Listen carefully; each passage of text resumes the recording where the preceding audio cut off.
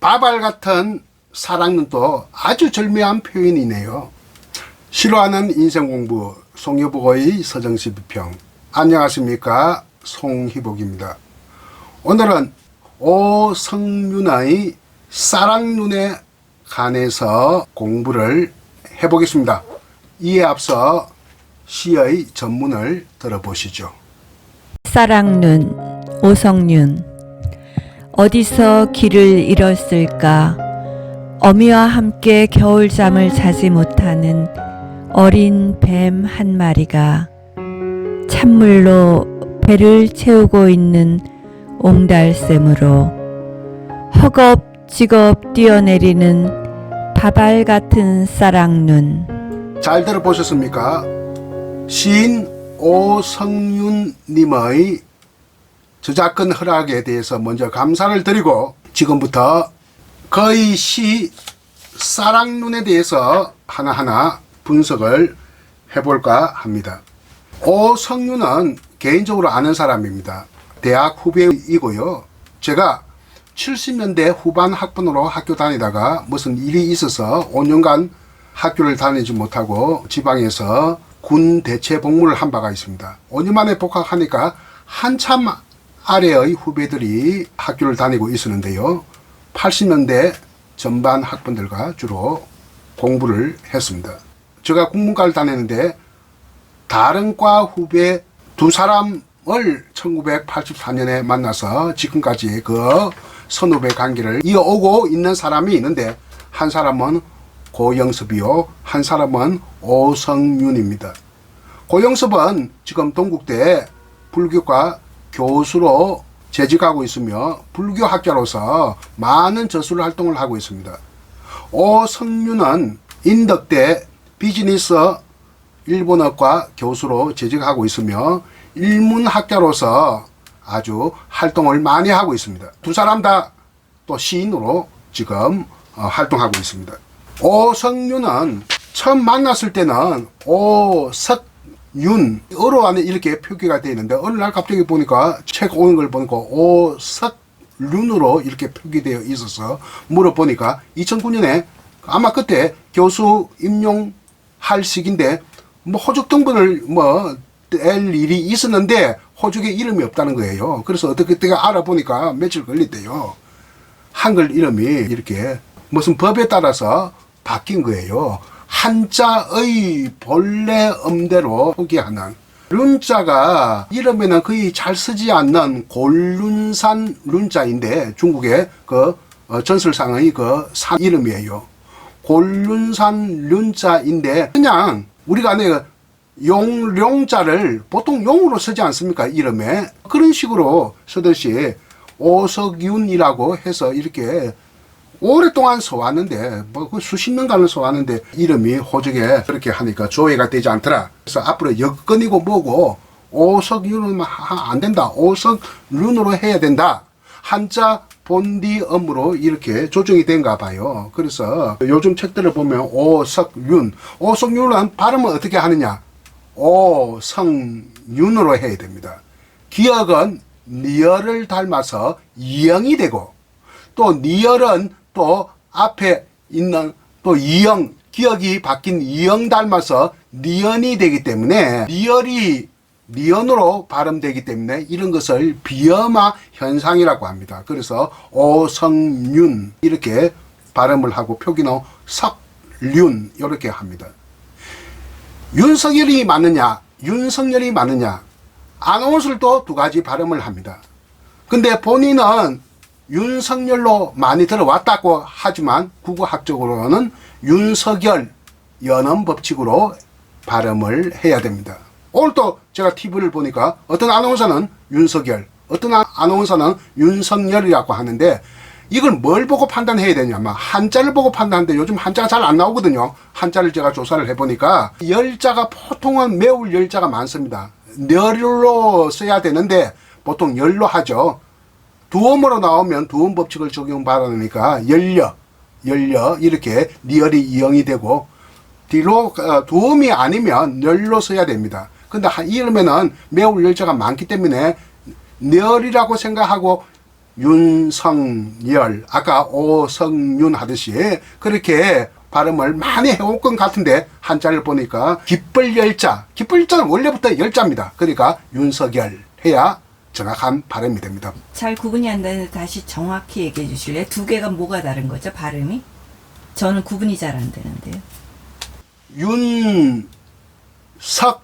윤석열을 두 가지로 발음을 하는데 윤성열, 이영, 니언으로 발음을 하고 표기는 기역, 이영으로 하지만 이영, 니언으로 윤석열 이렇게 발음을 많이 합니다.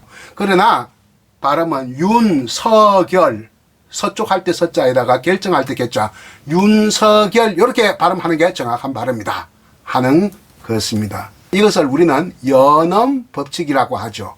윤석열 해야 맞습니다. 결 해야 돼요. 윤석열, 서쪽 할 때 서자, 결정할 때 결자, 윤석열이 정확한 발음이 되겠습니다. 이것은 한자를 보고 판단을 해야 되거든요. 그래서 한자를 보면 윤석열이 맞다. 깃벌 열자, 매울 열자가 아니다. 두 번째 시집. 사선은 둥근 생각을 품고 있다. 참 외우기 힘든 시집의 제목이네요. 좀 간단하게 했으면 참 좋을 것 같은데. 사랑윤, 옹달샘, 그랬으면 좋겠는데, 어쨌든 본인이 이 시집의 제목이 가장 적당하다고 봐서 했던 것 같은데, 저한테 보내와서 제가 지금 그 중에 하나, 제 개인적으로는 가장 눈에 띈 사랑눈을 정해서 지금 공부를 하고 있습니다. 어디서 길을 잃었을까? 이 시집을 먼저 이야기할게요. 시집을 보면, 그가 살아온 성장기에 겪었던 불우한 가족사가 많이 담겨 있습니다. 아주 가난했대요. 그래서 어머니가 또 일찍 돌아갔을 때요. 어머니가 중3 때 돌아가신 게 굉장히 큰 상처는 있었던 것 같습니다. 원래 고향은 충북 단양인데, 단양 8경 중에서 한 봉우리가 있는데, 그 봉우리 중에서도 제일 꼴짝이라고 합니다. 그래서 자기 아버지한테 들은 이야기로는 하늘아래 첫 마을이다 할 만큼 아주 골짜기에 조부모하고 부모가 함께 대가족을 이루면서 살았는데, 5살 차인지 6살 때인지 정확하게 나이도 기억 안 난대요. 초등학교 입학하기 전에 부모님과 동생들하고 대구로 내려와서 살았다. 이사를 해서 살았다 합니다. 그래서 대구에서 초등학교 입학을 해서 살았는데, 그럼 당신 고향은 어디요? 하니까, 글쎄요, 단양도 될 수 있고 대구도 될 수 있다. 충북 단양은 출생지고 대구는 자신의 성장기다. 그러니까 두 개 다 될 수 있다고 했는데 그 말이 맞습니다. 출생지하고 성장지 중에서 사실 성장지가 더 우선이 돼야 되고, 출생지에는 유년의 기억이 없으면 고향이라 보기가 힘듭니다. 어쨌든 그래서 대구에서 쭉 대구에서 고등학교 3학년까지 다니다가 대학을 서울로 오는 바람에 대구에서의 삶을 다 전려냈다. 이렇게 이야기를 합니다. 그런데 이게 그 불우한 가족사가 많이 드러나 있는데, 그 시인 오성윤에게 있어서 가장 그 뼈아픈 기억은 중3 때 어머니가 병으로 돌아가신 건데, 그 이후에도 방학 때는 고등학교 때 대학 다닐 때 그 할아버지가 있는 그 자기 원래 고향집 충북 그 단양의 어떤 마을에 자주 들렸다고 해요. 그런데 그 집은 꼴짝이기 때문에 우물도 없고, 자기의 그 생가 집 앞에 우물도 없고, 집 옆에 옹달샘이 하나 있는데 굉장히 물이 맑았다 합니다. 그 할머니가 옹달샘에서 물을 빌려서 밥을 만들었다 해요. 그 옹달샘이 있고 눈이 아주 많이 내렸다 하는데 그럴 수밖에 없죠. 우리나라의 눈이라는 것이 시베리아 벌판에서 북서풍으로 이렇게 오는데, 발해만, 산동반도와 요동반도 사이의 바다를 발해라고 합니다. 그래서 그 발해를 지나서 서해를 지나서 우리나라 이렇게 비스듬히 북서풍으로 온 과정에서 바다의 안에 그 품고 있는 온기와 맞부딪히면서 눈이 형성됩니다. 이 눈은 우리나라의 충청도, 전라도 쪽에 많이 피해를 줍니다. 이 눈이 어디에서 다 걸리느냐 하면 소백산맥과 지리산에서 걸리기 때문에, 제가 근무하고 있는 진주는 눈 한 번도 구경하지 않은 때도 있습니다. 그래서 이 소백산맥에 막혀서 안에 그저 모든 눈이 거기서 거치다 버리니까 눈이 많을 수밖에 없죠. 충북 단양 그 소백 산맥을 배경으로 하는 거기서 눈이 참 많다는 막 그럴 수밖에 없습니다. 그렇게 데이터가 나왔습니다.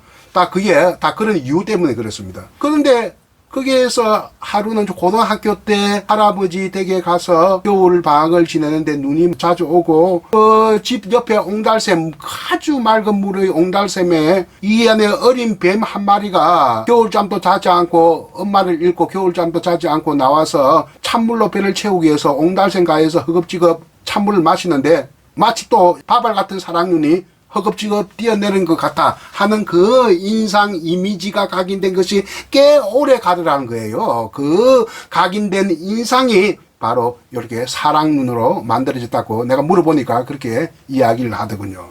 어디서 길을 잃었을까? 어미와 함께 겨울잠을 자지 못하는 어린 뱀 한 마리가 찬물로 배를 채우고 있는 옹달샘으로 허겁지겁 뛰어내리는 바발 같은 사랑눈. 자, 어떻습니까, 여러분? 마지막 바발 같은 사랑눈도 아주 절묘한 표현이네요. 사랑눈을 바발로 이렇게 비유한 것이 아주 적절하고 또 절묘하다, 이렇게 말할 수 있겠습니다.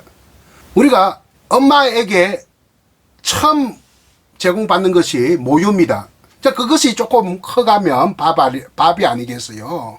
그러니까 엄마 모성을 상실한 그 빈자리를 채워주는 것이 바로 바발이요. 바발과 유사하게 이렇게 허겁지겁 떨어지는 사랑눈이라고 하는 개념입니다.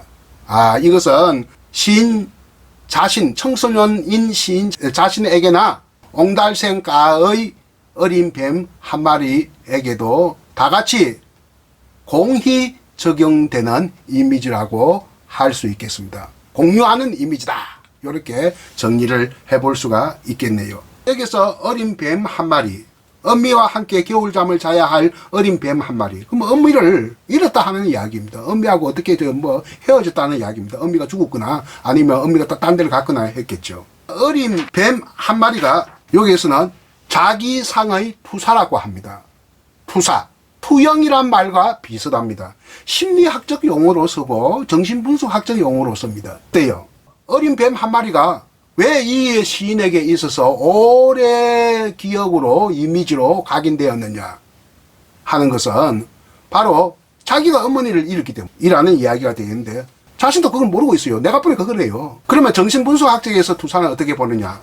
유명한 정신분석학의 대표적인 존재 프로이트에 의하면 문제가 되는 것이 자기 자신 속에 있다고 인정하기를 거부하는 것.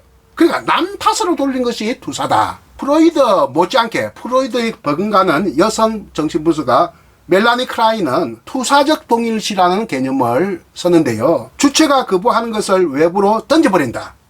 그러니까 나쁜 것을 남 탓으로 돌린다. 이렇게 또 프로이트의 이론에 덧붙이는 이러한 발언을 했습니다. 그러면 시인에게 있어서 나쁜 것이 무엇일까요? 모성상실, 외로움, 이런 거거든요. 이런 것을 그냥 남 탓으로 돌린다. 누구 탓으로 돌린다? 어린 뱀 한 마리 탓으로 돌리면서 이렇게 던져버린다. 이것을 멜라니 클라인은 투사적 동일시라고 하는데, 여기에서는 투사 혹은 투사적 동일시로서의 뱀의 한 마리 이미지가 형성되어 있다, 이렇게 볼 수 있겠고요. 그러면 옹달샘은 뭐냐? 이 옹달샘은 운물을 역할을 하는 건데 운물하고는 다르죠. 새로운 생명의 상징물로 쓰이고 있지 않느냐. 엄마 없이 살아가야 하는 마음이 조명된 것의 물성으로 이렇게 이미지화되어지지 않았느냐, 나는 이렇게 생각이 들고요. 굉장히 이 시가 정물적입니다.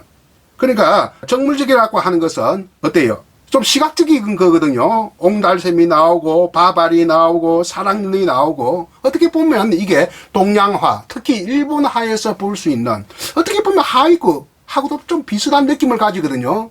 근데 시인 오성윤은 일문학자로서 많은 연구 활동을 했고 또 하고 있습니다만, 원래 자기 주 전공은 일본 근대시입니다. 일본의 근대시인데 하이쿠에 관한 해설집을 내가지고 10,000부 이상 팔렸거든요. 그래서 그래서 이 당신이 이 시가 하이쿠 영향 아니냐 하니까 전혀 저는 그렇게 개의치 않고 썼습니다 했는데, 상당히 이 시는 좀 하이쿠의 정물적인 표현을 연상케한다. 자신은 몰라더라도 그 무의식 속에 그러한 어떤 하이쿠적 표현 기법이 반영된 게 아닌가 이런 생각하니까 뭐 자기도 아무 말도 하지 않아요. 뭐 안 그래요 이런 소리는 안 해요. 막 그냥 묵묵하게 받아들이는 거 봐서는 나는 일문학자 오성윤이 시인으로 시를 쓸 때 알게 모르게 자신의 그 시적 표현의 연원을 쫓아가 보면 이 하이쿠와도 만날 수 있다, 이렇게 한번 짐작을 해봅니다. 여기서 제일 중요한 것은 역시 옹달샘 가에 지금 엉금엉금 기어서 물을 마시러 오는 어린 뱀 한 마리는 어머니를 잃은 시인의 자기상의 투사라고 볼 수 있다. 정확하게는 투사적 동일시라고 볼 수 있다. 오늘은 오성윤 시인의 사랑눈에 대해서 공부를 해봤습니다. 여러분 어떻습니까? 뭔가 절절하게 다가오는 느낌이 있죠. 그 절절하면 우리는 인간에게 있어서 원초적 본능으로서의 모성성이라고 할 수 있겠습니다. 오늘 공부를 이 정도로 하고 갈무리하겠습니다만, 또 다음 기회에 여러분을 다시 만나 뵙고 좋은 시를 가지고 여러분과 함께 대화하듯이 공부를 할까 합니다. 잘 들어주셔서 대단히 감사합니다. 안녕히 계십시오. 사랑눈 오성윤. 어디서 길을 잃었을까? 어미와 함께 겨울잠을 자지 못하는 어린 뱀 한 마리가 찬물로 배를 채우고 있는 옹달샘으로 허겁지겁 뛰어내리는 바발 같은 사랑눈.